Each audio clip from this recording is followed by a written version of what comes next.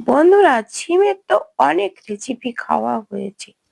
আজকে একটা দুর্দান্ত স্বাদের সিমের রেসিপি শেয়ার করব।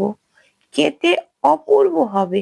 আর এই সিমের রেসিপিটা না এত সুন্দর খেতে হবে যে রুটি, পরাটা, গরম ভাতের সাথে খাওয়া যাবে। আর যে কখনো সিম খেতে চায় না সেও খেয়ে আঙুল চাটতে থাকবে। আর বাড়ির সবাই তো যাকে খাওয়াবেন সেই তো এই রেসিপিটা জানতে চাইবে। নমস্কার বন্ধুরা, সবাই কেমন আছো? আশা করি সবাই ভালো আছো। আমার পলিজননী কুক সেন্টারের নতুন একটা পর্ব দেখার জন্য সবাইকে জানাই স্বাগতম। আজকে দেখাবো যে সিম দিয়ে একটা দুর্দান্ত স্বাদের রেসিপি। দেখতে যতটা সুন্দর খেতেও কিন্তু ততটাই সুন্দর হবে। খুব লোভনীয়। তো ভিডিওটা কেউ স্কিপ করো না, আশা করি ভালো লাগবে। তো কথা না বাড়িয়ে চলো মূল রেসিপিতে যাওয়া যাক। সিমের রেসিপি তৈরি করার জন্য দেখো আমি এখানে নিয়েছি, আলু কেটে নিয়েছি, একটু ছোট ছোট করে নতুন আলু কেটে নিয়েছি শুকনো লঙ্কা, আর নিয়েছি দেখো কাঁচা লঙ্কা, আর নিয়েছি 2 চামচ মতো তিল, আর গোটা বাদাম, বাদাম নিয়েছি, আর সিম নিয়েছি, এই যে দেখো লম্বা লম্বা করে কেটে নিয়েছি, আর টমেটো নিয়েছি। এ দিয়ে আজকে রেসিপি হবে। তো সামান্য কিছু মশলা দিয়ে হবে, একেবারে ঘরে থাকা উপকরণ দিয়ে, কম তেল মশলায়। তো বন্ধুরা সবাই দেখতে থাকো, দেখার শুরুতে কিন্তু একটা লাইক করে দিও। এবার রান্না করতে হবে। তো প্রথমে দেখো আমি শুকনো খোলায় বাদাম গুলো ভেজে নেব। তো এরকম করে একটু নাড়তে থাকবো, আর যখন চিটপিট করে ফুটে উঠবে তখনই কিন্তু একটু নেড়ে চেড়ে নামিয়ে নিতে হবে, তা না হলে কিন্তু পুড়ে যাবে। তো এই যে দেখো ভাজা হয়ে গেছে। এবার এগুলো তুলে নিয়ে এবার দেখো তিলগুলো ভেজে নিচ্ছি। তিলগুলো এরকম নেড়ে চেড়ে ভেজে নেব, একটু চিটপিট করে ফুটে উঠবে তখন এটা নামিয়ে নিতে হবে। তো দেখো এগুলো ভাজা হয়ে গেছে, নামিয়ে নিলাম। এবং আঁচটা কিন্তু মিডিয়াম আছে এই কাজটা করতে হবে। এবার দেখো সর্ষের তেল দিয়ে কিন্তু আমি রান্না করব। তো সরিষার তেল দিয়ে দিলাম, দিয়ে তেলের ভিতরে দেখো শুকনো লঙ্কা ভেঙে দিচ্ছি। শুকনো লঙ্কা ভেঙে দিয়ে একটু নেড়ে চেড়ে ভাজা হলে এই তেলের ভিতরে দিয়ে দেব দেখো কালো জিরে। তো এই 1 চামচ মতো কালো জিরে দিয়ে দিলাম, দিয়ে তারপরে দিয়ে দিলাম কেটে রাখা সিমগুলো। এরকম আস্তে আস্তে রেখেছি এই সিমগুলো। আর দেখো আলু কেটে রেখেছি, আলু দিয়ে দিলাম, আর কাটা চেরা কাঁচা লঙ্কা দিয়ে একটু নেড়ে ছেড়ে তারপরে দিয়ে দেব স্বাদ মতো লবণ। লবণ দিয়ে দিলাম, এবার দিলাম হলুদের গুঁড়ো। লবণ হলুদ দিয়ে বেশ সময় নেড়ে চেড়ে একটু কষিয়ে নেব। নিয়ে তারপরে দিয়ে দিলাম আমি হাফ গ্লাস মতো জল। জলটা এখানে খুব বেশি দেব না, এরকম হবে।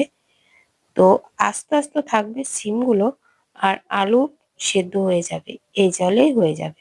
তো এবার দেখো আমি এই যে ঢাকা দিয়ে রাখলাম। ঢাকা দিয়ে রাখলে কিন্তু তাড়াতাড়ি সেদ্ধ হয়ে যাবে। আর এদিকে দেখো আমি নিয়েছি সেই বাদামগুলো, ভেজে রাখা বাদামগুলো এরকম ভাবে একটু টিপে টিপে খোসা তুলে নেব। সব বাদামগুলো এরকম মুট করলে কিন্তু সব খোসা উঠে যাবে, আর একটু বাতাস করলে কিন্তু খোসাগুলো চলে যাবে।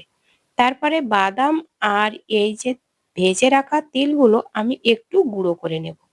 তো এরকম এরকম একটু আঠা আঠা মতো হবে। তো একেবারে গুঁড়ো হবে না, কিন্তু একটু আঠা আঠা মতো হবে, যেহেতু বাদাম আর তিল এতে কিন্তু প্রচুর তেল আছে।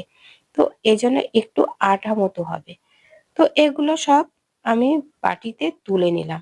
নিয়ে এদিকে দেখো আমার যে ঢাকনা দেওয়া ছিল চিমটা, তো এই যে দেখো জলও কিন্তু কম হয়ে গেছে, আর এদিকে সিম আর আলু কিন্তু সেদ্ধ হয়ে গেছে। তো এই সময় দিয়ে দিলাম দেখো একটা টমেটো। একটা টমেটো কেটে রেখেছিলাম সেটা একটু দিয়ে দিলাম। দিয়ে এই যে দেখো সবগুলো কিন্তু সেদ্ধ হয়ে গেছে। তো আর একটু সময় কিন্তু জাল করতে হবে।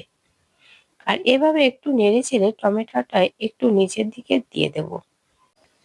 টমেটো একটু পরে দিলাম যেহেতু আলু দিয়েছি, আলু সিম কিন্তু টমেটো দিলে সিদ্ধ হতে কিন্তু দেরি হয়।